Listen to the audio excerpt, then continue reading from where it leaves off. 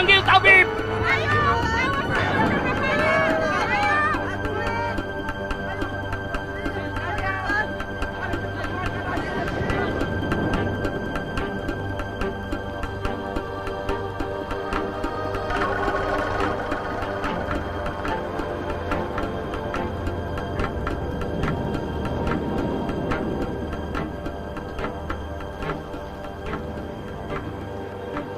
Lukas adalah salah seorang non-Yahudi yang menjadi Kristen. Teman yang setia dan sangat berharga bagi Rasul Paulus. Mereka bepergian bersama-sama ke seluruh Timur Tengah dan Eropa.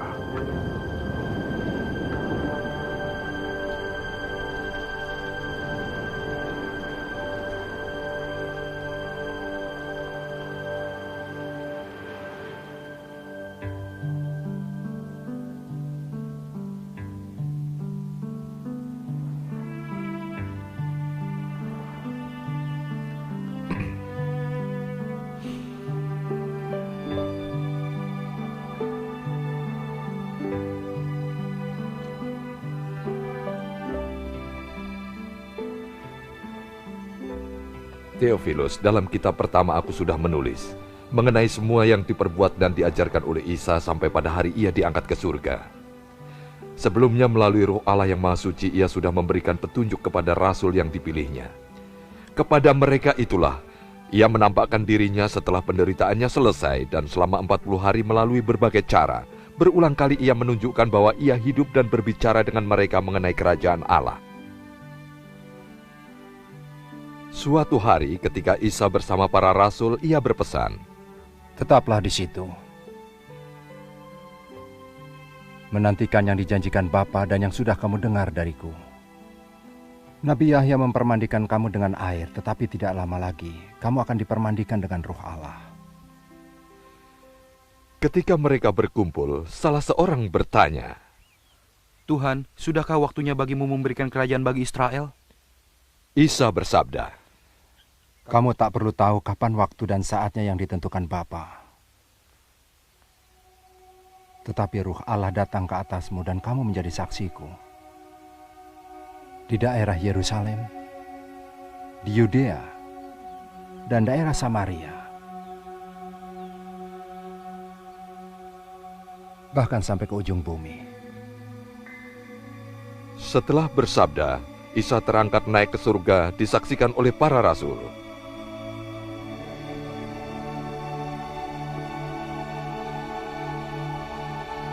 Tiba-tiba ada awan yang meliputinya, sehingga ia lenyap dari penglihatan mereka. Ketika mereka menatap ke langit menyaksikan kepergian Isa, tiba-tiba dua orang berpakaian putih berdiri dekat mereka dan berkata, Hei orang Galilea, mengapa kamu berdiri dan memandang ke langit? Isa yang kamu lihat terangkat naik ke surga akan datang dengan cara yang sama seperti ia naik ke surga. Maka rasul-rasul itu kembali ke Yerusalem dari Bukit Zaitun yang terletak 1 hari dari Yerusalem. Setelah tiba di situ, mereka naik ke ruang atas sebuah rumah tempat mereka menumpang. Mereka itu ialah Petrus, Yahya, Yakub, Andreas, Filipus, Thomas, Bartolomeus, Matius, Yakob bin Alpius, Simon orang Zelot, dan Yuda bin Yakub. Mereka semua dengan sehati tetap memanjatkan doa bersama-sama. Di antara mereka ada saudara-saudara Isa dan beberapa orang perempuan, termasuk Maryam ibu Isa.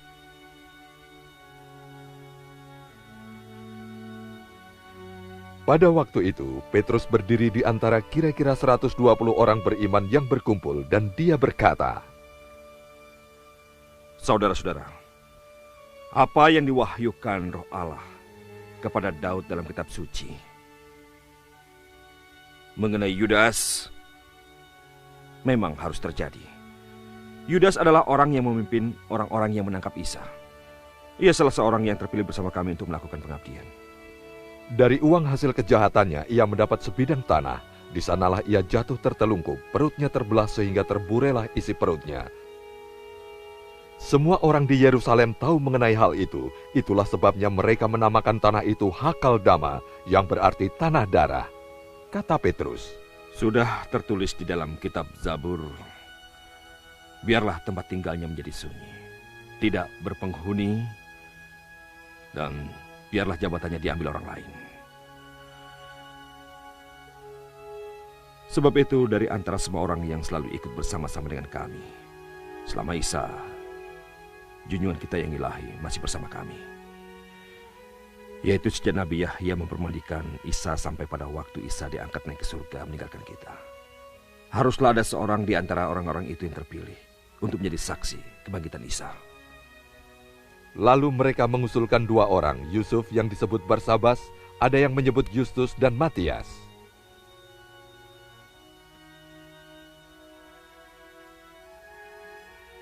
Lalu mereka berdoa, Tuhan, Engkau mengenal hati semua orang. Tunjukkan kepada kami siapa di antara kedua orang ini yang Kau pilih untuk menempati jabatan Yudas. Yudas sudah pergi ke tempat yang patut baginya.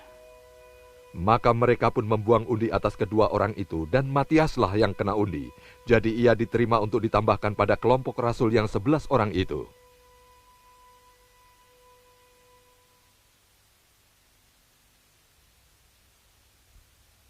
Ketika tiba hari Pentakosta, mereka semua sedang berada di satu tempat. Tiba-tiba terdengar dari langit suara bunyi yang keras seperti angin menderu. Seluruh rumah tempat mereka berkumpul diliputi bunyi itu.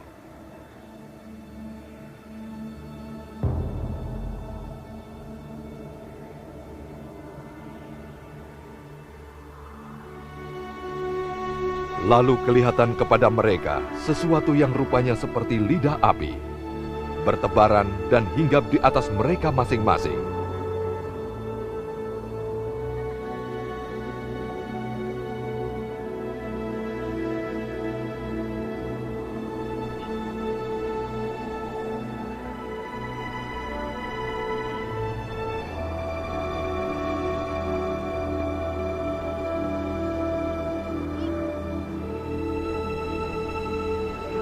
Mereka semua dikuasai Ruh Allah, lalu mulai berbicara dalam bahasa-bahasa lain, sebagaimana diberikan oleh Roh Allah kepada mereka untuk dikatakan.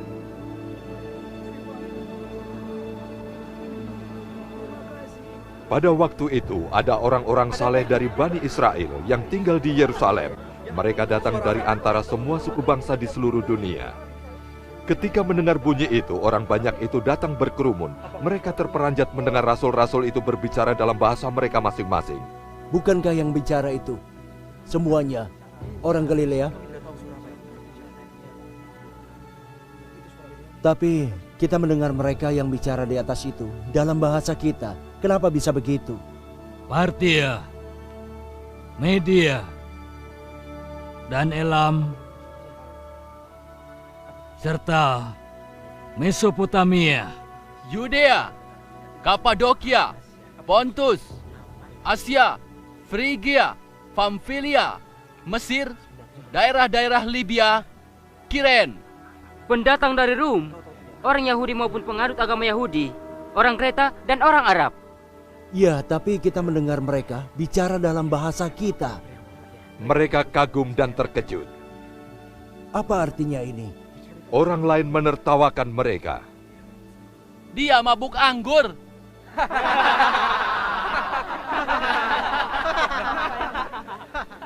Petrus bersama dengan ke-11 rasul berdiri dan berbicara.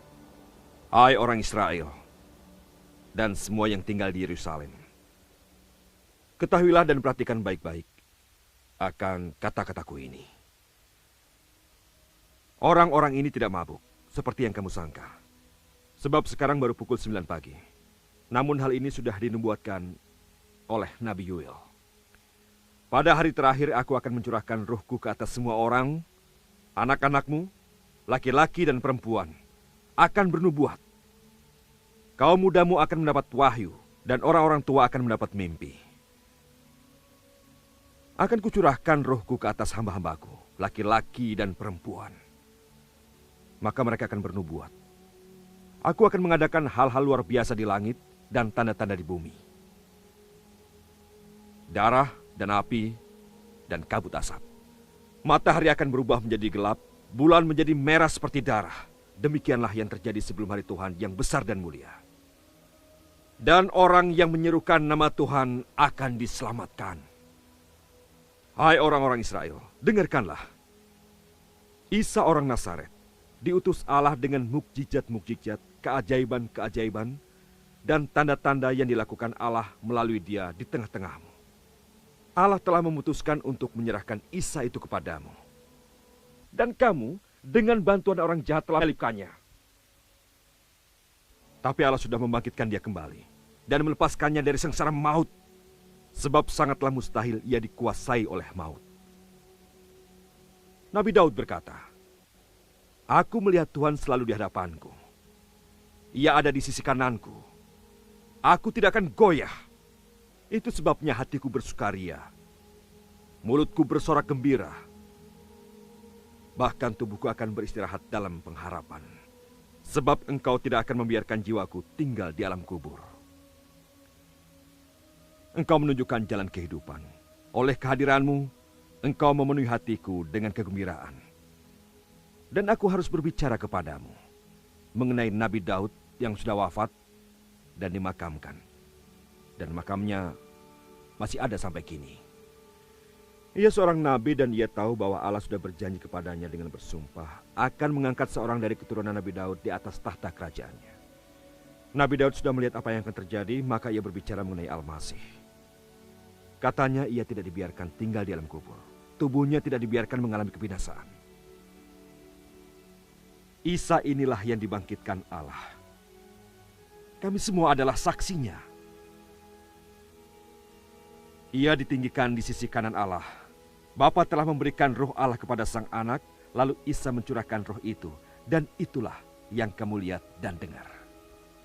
Nabi Daud sendiri tidak naik ke surga, tetapi ia berkata, Allah bersabda kepada junjunganku, duduklah di sini di sebelah kananku, sampai aku membuat musuh-musuhmu menjadi tumpuan kakimu.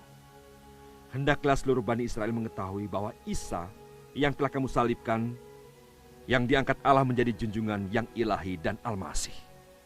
Mendengar itu, mereka sangat tersentuh lalu bertanya kepada Petrus dan rasul-rasul lain. Saudaraku, apa yang harus kami perbuat? Jawab Petrus, kamu harus bertobat dan dipermandikan.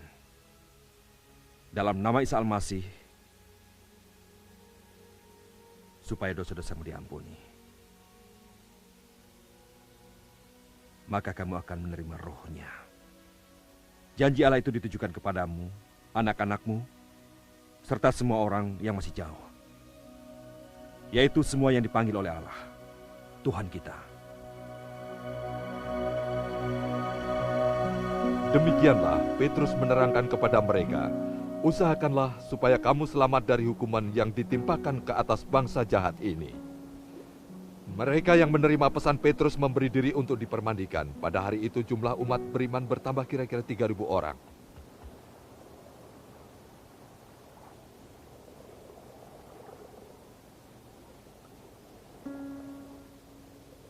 Mereka tetap belajar dari rasul-rasul. Mereka selalu berkumpul untuk makan dan memanjatkan doa bersama-sama. Maka semua orang menjadi takut. Banyak sekali mukjizat-mukjizat serta tanda-tanda ajaib. Pengikut Isa selalu bersatu dan harta milik mereka dipakai bersama. Mereka menjual harta miliknya dan membagikannya kepada orang yang memerlukannya. Sehari-harinya mereka tetap berkumpul di bait Allah. Mereka makan bersama di rumah-rumah sambil menikmati rezeki dengan gembira dan tulus hati, serta memuji-muji Allah, dan mereka semua disenangi orang. Setiap hari, junjungan yang ilahi menambah orang-orang yang diselamatkan. Suatu hari, Petrus dan Yahya pergi ke bait Allah menjelang waktu untuk berdoa, yaitu pukul 3 sore.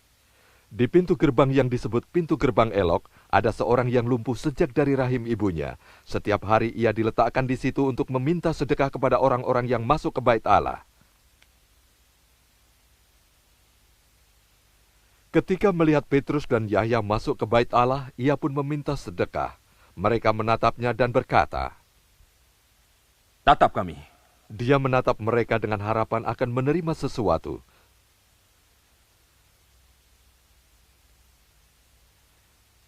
Tetapi Petrus berkata, Perak dan emas tak ada padaku. Tapi yang ada padaku akan kuberikan. Dalam nama Isa Al-Masih orang Nazaret, jalan.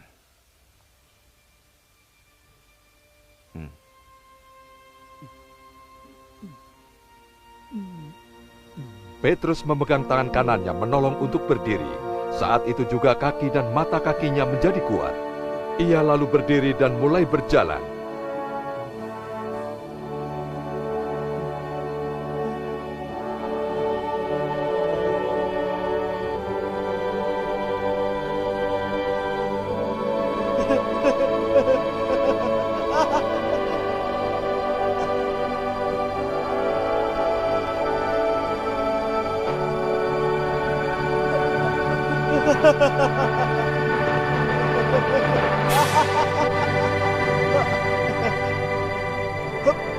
Ia masuk ke dalam bait Allah, mengikuti Petrus dan Yahya sambil berjalan dan melompat serta memuji-muji Allah. Banyak orang melihatnya dan ketika mereka tahu bahwa dialah orang yang biasanya duduk meminta sedekah di pintu gerbang elok di bait Allah, mereka heran sekali dan tercengang melihat apa yang telah terjadi pada diri orang itu. Orang itu terus saja mengikuti Petrus dan Yahya, sehingga orang banyak yang terheran-heran datang berlari mengerumuni mereka di serambi Sulaiman.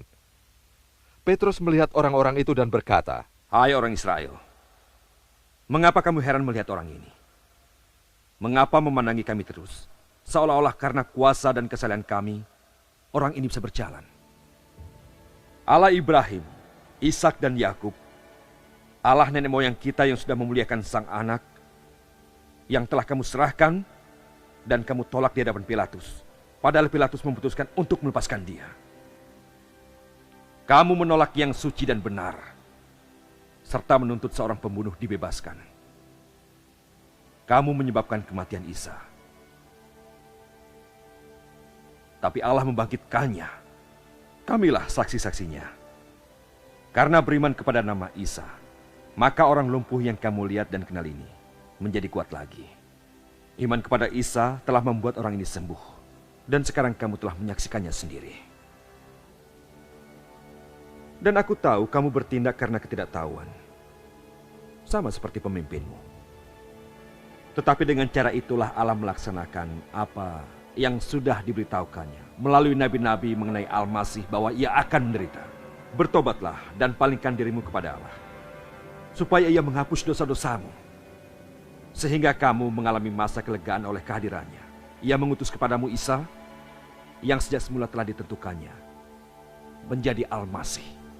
Al-Masih harus tetap di surga sampai tiba saatnya Allah membuat segala-galanya menjadi baru, seperti yang disabdakannya melalui para nabinya yang suci.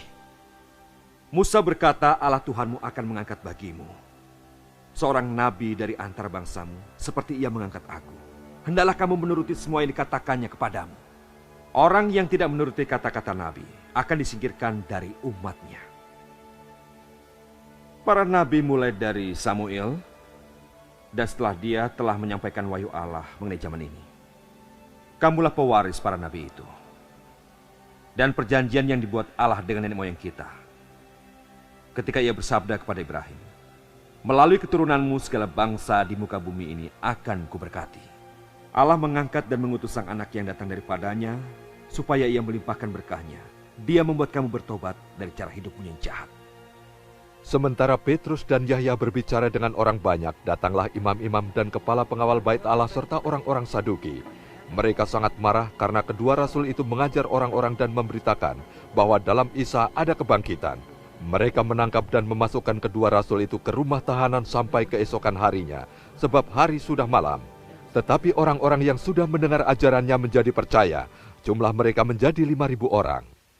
Esoknya pemimpin Israel, tua-tua dan ahli-ahli Taurat mengadakan sidang di Yerusalem bersama dengan Hanas, Kayafas, Yahya, Iskandar dan semua keturunan imam besar. Petrus dan Yahya dihadapkan kepada mereka dan diperiksa. Mereka bertanya, "Dengan kuasa apa dan atas nama siapa kau melakukan hal itu?"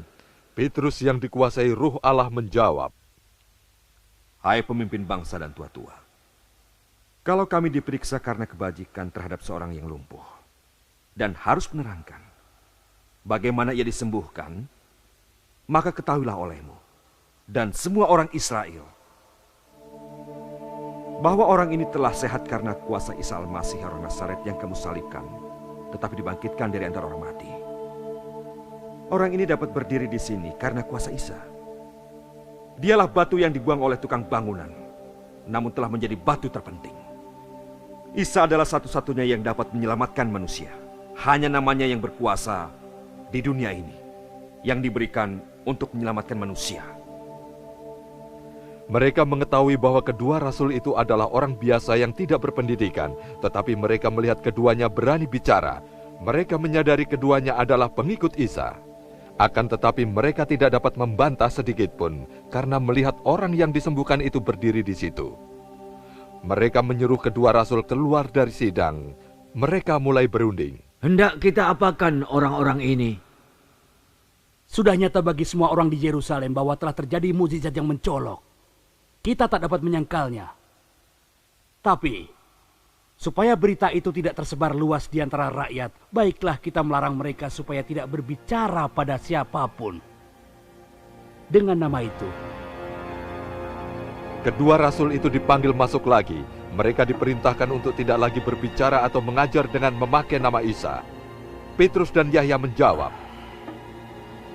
pertimbangkanlah sendiri mana yang benar di hadapan Allah, taat padamu atau pada Allah. Kami harus mengatakan kepada orang apa yang kami lihat dan kami dengar. Para pemimpin Israel tidak punya jalan untuk menghukum kedua rasul itu, sebab orang banyak yang memuliakan Allah atas apa yang telah terjadi. Orang yang mengalami mukjizat penyembuhan itu sudah lebih dari 40 tahun umurnya. Setelah dilepaskan, Petrus dan Yahya pergi kepada teman-teman mereka dan menceritakan semua yang dikatakan imam kepala dan tua-tua. Setelah mendengarkannya, mereka berdoa kepada Allah. Ya Tuhan, Engkau yang menciptakan langit, bumi, laut, dan segala isinya. Mengapa bangsa-bangsa yang tidak termasuk Bani Israel panas hatinya, dan suku bangsa-bangsa lain mengikhtiarkan perkara yang tak berguna? Raja-raja dunia bangkit, dan para pemimpin bangsa berkumpul hendak melawan Tuhan dan Al-Masih-Nya. Sesungguhnya Herodes Pontius Pilatus, bangsa-bangsa lain kota ini, mereka hendak melawan Isa, hamba-Mu yang suci, yang telah Engkau lantik menjadi Al-Masih. Mereka berkumpul dan melakukan ketetapan dengan kuasa dan kemauan-Mu. Tuhan, perhatikan ancaman mereka. Berikanlah keberanian untuk memberitakan firman-Mu. Ulurkan tangan-Mu untuk menyembuhkan orang, dan adakan tanda dan mukjizat oleh nama Isa, hamba-Mu yang suci.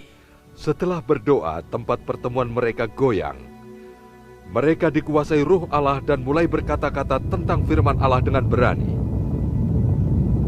Semua orang beriman itu hidup sehati dan sejiwa. Semua harta yang mereka miliki merupakan milik bersama, dan tidak seorang pun yang berkata bahwa itu adalah miliknya sendiri. Dengan kuasa yang besar, rasul-rasul memberi kesaksian tentang kebangkitan Isa, dan Allah mencurahkan rahmat-Nya berlimpah-limpah ke atas mereka. Tidak ada seorang pun yang berkekurangan, karena yang mempunyai tanah atau rumah menjualnya, dan hasil penjualannya dibawa kepada rasul-rasul, lalu dibagi-bagikan kepada yang membutuhkannya. Yusuf, seorang Lewi kelahiran Siprus. Rasul-rasul menyebutnya juga Barnabas yang berarti penghibur. Ia menjual ladang miliknya, lalu uang hasil penjualannya itu dibawa dan diletakkan di kaki rasul-rasul. Ada seorang laki-laki bernama Ananias, dan istrinya Safira menjual sebilang tanah miliknya. Dengan sepengetahuan istrinya, sebagian hasil penjualan disimpannya dan sebagian lagi diberikannya kepada rasul-rasul. Petrus berkata, Ananias, mengapa iblis menguasai hatimu hingga kau berdusta kepada Roh Allah dengan menahan sebagian hasil penjualan? Sebelum tanah itu dijual, bukankah itu milikmu? Setelah dijual pun, bukankah uangnya dalam wewenangmu? Mengapa kau melakukan hal ini? Kau bukan mendustai manusia, tetapi Allah. Begitu mendengar Petrus berkata demikian, rebah dan meninggal dunia. Semua orang yang mendengar tentang hal itu menjadi takut. Orang-orang muda membungkus jenazah Ananias dengan kain kafan dan menguburkannya. 3 jam kemudian datanglah istrinya. Ia tidak tahu apa yang telah terjadi. Petrus berkata, "Katakanlah kepadaku, apakah sekian harga tanah itu?" "Iya benar," jawabnya. Petrus berkata lagi, "Mengapa kamu berdua sepakat mencobai roh Tuhan? Lihatlah, mereka yang menguburkan suamimu ada di depan pintu, dan mereka akan mengusungmu juga." Saat itu juga rebahlah Safira di depan Petrus dan mati. Lalu masuklah orang-orang muda itu dan mendapati dia sudah mati. Mereka mengusung dan menguburkannya di sebelah suaminya. Seluruh jemaat dan orang-orang yang mendengar hal itu menjadi takut sekali. Banyak tanda dan mukjizat diadakan di antara orang banyak oleh para rasul. Semua umat beriman berkumpul di serambi Sulaiman. Orang-orang tidak ada yang berani bergabung dengan mereka, tetapi mereka sangat dihormati oleh orang banyak.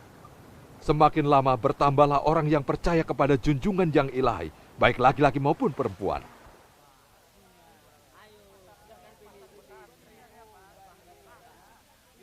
Bahkan mereka membawa orang sakit keluar ke jalan, serta meletakkan mereka di atas balai-balai dan tilam.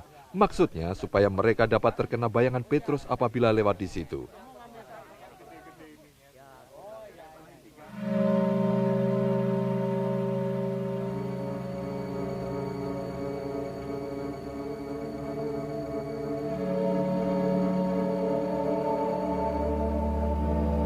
Dari kota-kota sekitar Yerusalem, orang berduyun-duyun datang membawa orang-orang yang sakit dan yang diikat setan, lalu mereka semua disembuhkan. Imam besar dan semua pengikutnya, yaitu orang-orang dari mazhab Saduki, memutuskan untuk bertindak karena sangat dengki pada rasul-rasul. Mereka menangkap rasul-rasul dan memasukkan ke penjara.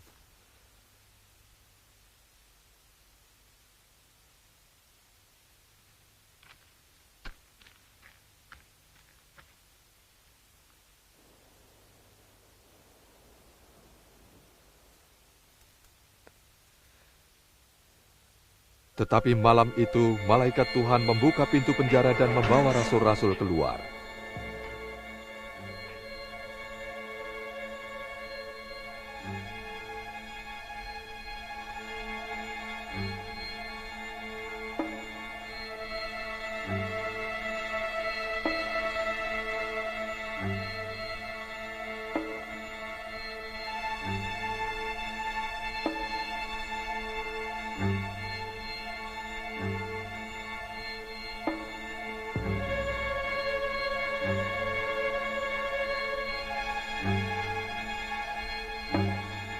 "Pergi dan berdirilah di bait Allah," katanya, "dan beritakan kepada orang-orang tentang hidup yang baru."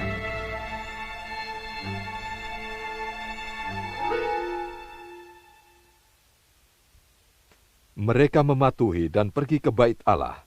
Waktu subuh rasul-rasul mulai mengajar. Imam besar dan para pengikutnya memanggil tua-tua Bani Israel dan anggota majelis untuk mengadakan sidang. Mereka mengutus orang membawa rasul-rasul itu menghadap. Ketika petugas tiba di penjara, mereka tidak menemukan rasul-rasul itu. Mereka kembali dan memberitahukan, "Kami mendapati penjara itu terkunci dan pengawal di tempatnya. Tapi ketika kami buka pintunya, tidak ada orang di dalamnya." Kepala pengawal bait Allah dan imam-imam cemas mendengarnya. Kemudian datang seseorang dan berkata, "Dengar, orang-orang yang kamu penjara ada di bait Allah dan mengajar orang-orang." Maka pergilah kepala pengawal bersama orang-orangnya dan membawa kembali para rasul. Mereka tidak menggunakan kekerasan karena takut orang akan melempari dengan batu. Mereka membawa keduanya ke mahkamah agama. Imam besar mulai memeriksanya. "Kami sudah melarang kamu mengajar dengan nama itu. Tetapi kamu sudah membawa ajaranmu ke seluruh Yerusalem dan kamu mau mempersalahkan kami atas kematian orang itu?" Petrus dan rasul-rasul yang lain menjawab, "Kami harus menaati Allah, bukan kamu. Allah nenek moyang kita telah membangkitkan Yesus yang kamu gantungkan pada kayu salib dan kamu bunuh. Allah menempatkan dia di tempat yang paling terhormat di surga sebagai pemimpin dan juru selamat supaya Israel dapat bertobat dan menerima pengampunan dosa." Itu tidak benar. Kamilah saksi semuanya itu. kami dan ruh Allah yang dikaruniakan Allah kepada mereka yang menuruti perintahnya. Pemimpin-pemimpin Bani Israel mendengar itu sakit hati dan berencana untuk membunuh rasul-rasul itu. Di antara anggota mahkamah agama itu ada seorang Farisi yang bernama Gamaliel, ahli Taurat yang dihormati. Ia meminta rasul-rasul itu dibawa keluar sebentar.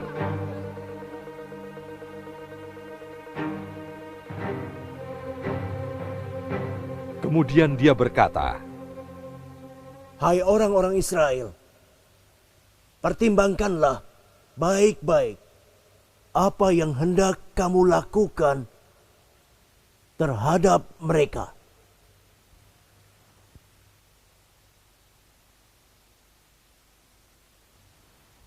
Dahulu kala Teudas muncul, mengaku dirinya orang hebat. Dia mempunyai pengikut sebanyak 400 orang. Tapi dia dibunuh, dan pengikutnya bercerai-berai. Lalu, pergerakannya habis. Setelah itu, Yudas orang Galilea, pada waktu sensus penduduk, dia menarik banyak orang untuk memberontak. Dan dia pun terbunuh. Semua pengikutnya tercerai-berai. Karena itu, dalam perkara ini, aku menasehati kalian, biarkan saja mereka. Jangan ganggu mereka. Kalau maksud dan usaha mereka berasal dari manusia, pasti lenyap. Akan tetapi, kalau berasal dari Allah, kamu tidak mungkin dapat menghentikan mereka. Justru kamu akan kedapatan kalau kamu melawan Allah." Nasihat itu diterima, rasul-rasul itu dipanggil lalu disesah dan dilarang mengajar dengan memakai nama Isa. Sesudah itu baru mereka dilepaskan. Rasul-rasul itu meninggalkan mahkamah dengan gembira sekali, sebab mereka dianggap layak menderita demi nama Isa.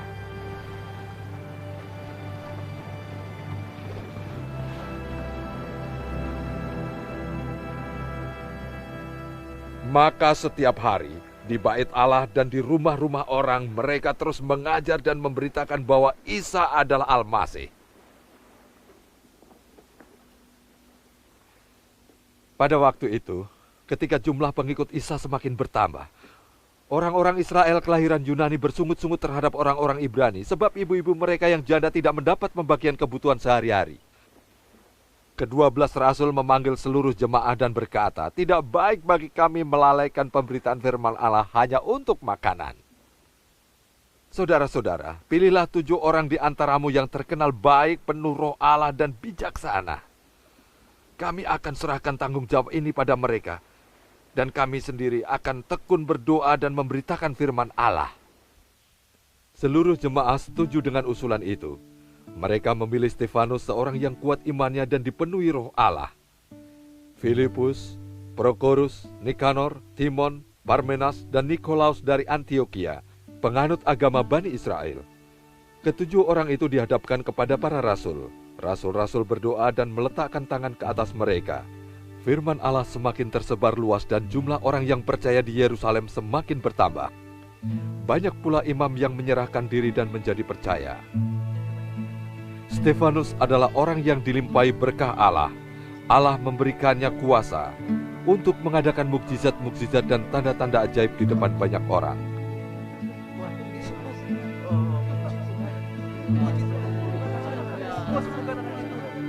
Tetapi ada orang-orang yang menentangnya. Orang-orang itu adalah orang-orang Yahudi dari Kirene, Iskandaria, dari Kilikia, dan Asia. Mereka mulai berdebat dengan Stefanus. Mereka tidak dapat melawan hikmatnya dan roh Allah yang mendorongnya berbicara. Karena itu mereka menghasut beberapa orang untuk berkata, "Kami mendengar orang ini menghujat Musa dan Allah."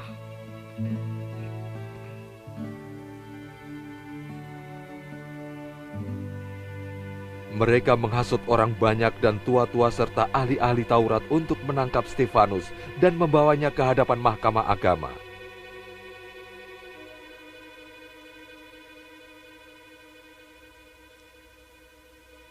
Mereka menampilkan saksi-saksi dusta. Orang ini selalu menghina bait Allah dan kitab Taurat. Kami mendengar Isa dari Nazaret akan meruntuhkan bait Allah dan mengubah semua adat istiadat yang diturunkan Musa kepada kita. Semua yang duduk dalam mahkamah agama itu menatap Stefanus. Mereka melihat mukanya tampak seperti muka malaikat. Imam besar bertanya, "Benarkah itu?" Jawab Stefanus, "Saudara-saudara sekalian, dengarkanlah. Allah yang Maha Mulia telah menampakkan diri pada Ibrahim di Mesopotamia sebelum ia di Haran. Tinggalkan kaum keluargamu dan negerimu dan pergi ke negeri yang kutunjukkan padamu." Maka Ibrahim pun meninggalkan negeri orang Kasdim dan tinggal di Haran. Setelah ayahnya meninggal, Allah menyuruhnya pindah ke negeri yang kamu diami sekarang ini. Allah tidak memberikan sesuatu pun menjadi miliknya, setapak tanah pun tidak. Namun, Allah berjanji akan memberikan negeri itu kepadanya dan keturunannya. Padahal waktu itu ia tidak mempunyai anak. Inilah sabda Allah kepadanya, "Keturunanmu jadi pendatang di negeri asing. Mereka akan diperbudak dan dianiaya 400 tahun lamanya. Tetapi bangsa yang memperbudak mereka akan kuhukum." Allah berkata lagi, "Setelah itu mereka akan keluar dari negeri itu dan beribadah kepadaku di negeri ini." Allah memberi Ibrahim perjanjian hitanan. Kemudian Ibrahim menghitankan Ishak anaknya ketika ia masih berumur 8 hari setelah lahir. Ishak menghitankan anaknya Yakub, dan Yakub melakukan hal yang sama terhadap anaknya yang kemudian jadi 12 bapak leluhur. Tapi nenek moyang kita iri hati dan menjual Nabi Yusuf ke Mesir, tetapi Allah menyertai dan melepaskannya dari semua kesusahan. Ia memberkahi Yusuf dengan hikmat dan harus menghadap Firaun Raja Mesir. Raja itu memberikan kepadanya wewenang untuk mengurus seluruh negeri Mesir dan istananya. Kemudian seluruh Mesir dan Kanaan ditimpa bahaya kelaparan. Orang-orang sangat menderita, sehingga nenek moyang kita pun tidak mendapatkan makanan. Ketika Yakub mendengar di Mesir ada gandum, ia menyuruh nenek moyang kita untuk ke sana. Itulah kunjungan pertama mereka. Pada kunjungan kedua, Yusuf memperkenalkan dirinya kepada saudara-saudaranya. Lalu Firaun mengetahui asal-usul Nabi Yusuf. Lalu Yusuf mengutus orang untuk menyebut bapaknya dan sanak saudaranya, 75 orang banyaknya. Yakub tinggal di Mesir, dan disitulah ia dan nenek moyang kita meninggal. Jenazah mereka dibawa ke Sikem dan dimakamkan dalam kuburan yang dibeli Ibrahim dari anak-anak Hemor dengan sejumlah uang. Menjelang tiba waktunya, dipenuhi janji Allah kepada Nabi Ibrahim, jumlah bangsa kita di Mesir semakin banyak. Akhirnya seorang raja lain yang tidak mengenal Yusuf naik tahta di Mesir. Raja itu dengan liciknya bertindak kejam kepada mereka dan memaksa mereka untuk membuang bayi-bayi mereka yang baru saja lahir supaya mati. Pada masa itulah Musa lahir. Ia amat elok parasnya. Ia dipelihara di rumah orang tuanya sendiri selama 3 bulan. Lalu ketika ia dibuang, putri Firaun memungut dan membesarkannya seperti anaknya sendiri. Segala ilmu orang Mesir diajarkan kepadanya, dan ia bertumbuh menjadi seorang yang sangat besar, baik dalam kata-katanya maupun dalam perbuatannya. Pada waktu ia berumur 40 tahun, ia berkeinginan untuk pergi mengunjungi saudara-saudaranya, Bani Israel. Lalu ia melihat seorang di antara mereka dianiaya oleh seorang Mesir. Maka ia membantu orang Israel itu dan membunuh orang Mesir itu sebagai balasan. Ia menyangka sesama bangsanya mengerti, melalui dirinya lah Allah bermaksud membebaskan mereka. Tapi mereka tidak mengerti. Keesokan harinya, ia mendapati 2 orang Israel yang sedang berkelahi. Dan ia berusaha untuk mendamaikan mereka. Katanya, "Mengapa kamu saling menganiaya?" Lalu kedua orang yang saling memukuli itu menolak Nabi Musa dan berkata, "Siapa yang mengangkat engkau menjadi pemimpin dan hakim atas kami?" Apakah kau mau membunuhku juga seperti kau membunuh orang Mesir itu kemarin? Mendengar orang itu berkata, larilah Nabi Musa meninggalkan Mesir, lalu tinggal di negeri Midian. Di negeri itu ia dikaruniai 2 anak laki-laki. 40 tahun kemudian, malaikat menampakkan diri dalam nyala api dari semak belukar gurun dekat Gunung Sinai. Musa keheranan melihat itu. Ia mendekat supaya dapat melihat lebih jelas. Ia mendengar suara Tuhan. Akulah nenek moyangmu, Allah, Ibrahim, Ishak, dan Yakub. Musa gemetar ketakutan tidak berani melihat. Tuhan bersabda padanya, tanggalkan kasut dari kakimu, sebab tempatmu berdiri itu adalah tanah suci. Aku melihat bagaimana sengsaranya umatku di Mesir. Ketika mendengar keluhan mereka, aku turun untuk melepaskan mereka. Marilah, aku mengutusmu ke Mesir. Musa yang ditolak orang-orang Israel dengan berkata, siapa yang mengangkat engkau menjadi pemimpin dan hakim atas kami? Justru dialah yang diutus Allah sebagai pemimpin dan penyelamat melalui malaikat yang menampakkan diri dalam semak duri.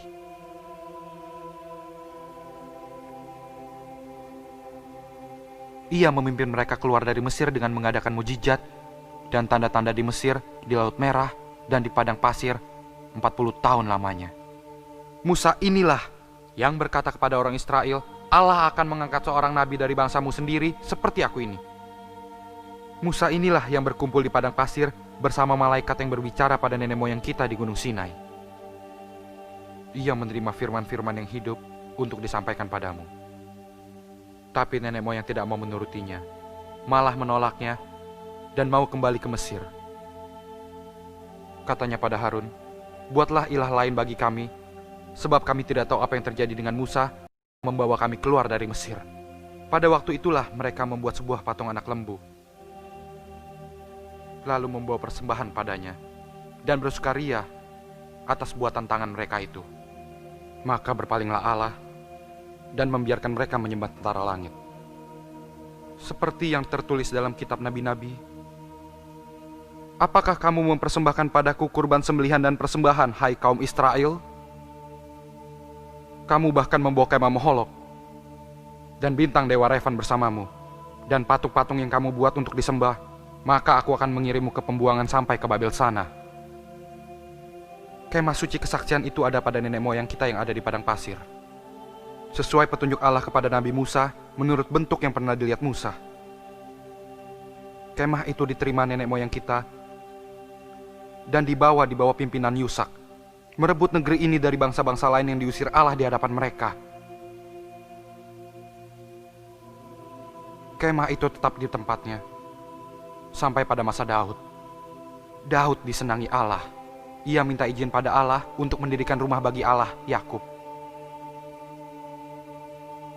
Tetapi Sulaimanlah yang membangun bait itu.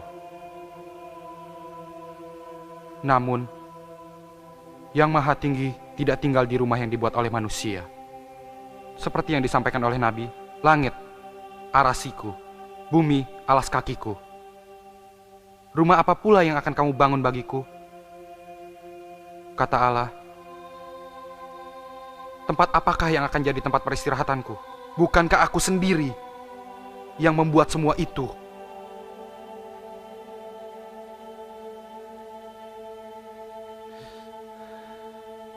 Kau orang yang keras kepala, yang hati dan telinganya tidak dihitankan. Kau sama dengan nenek moyangmu, selalu menentang roh Allah. Adakah para nabi yang tidak dianiaya oleh nenek moyangmu? Bahkan mereka membunuh nabi-nabi yang dulu memberitakan kedatangan orang benar yang telah kamu hianati dan bunuh. Kau telah menerima hukum Taurat yang disampaikan Allah melalui para malaikat, tapi kau tidak menaatinya. Hukum dia. Mendengar itu sakit hatilah mereka dan sangat marah. Tapi Stefanus yang dikuasai roh Allah menatap ke langit, lalu melihat kemuliaan Allah dan Isa berdiri di sebelah kanan Allah, dan katanya, Lihat,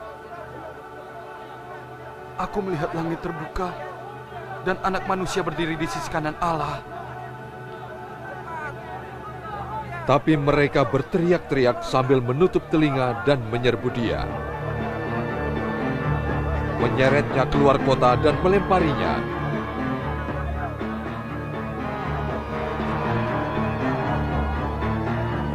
Para saksi meletakkan jubah mereka di kaki seorang muda bernama Saul. Ketika mereka melemparinya, ia berseru, Isa, terimalah rohku. Ia berlutut. Lalu berdoa, Junjungan, jangan salahkan mereka karena dosa ini. Setelah berkata demikian, ia pun meninggal.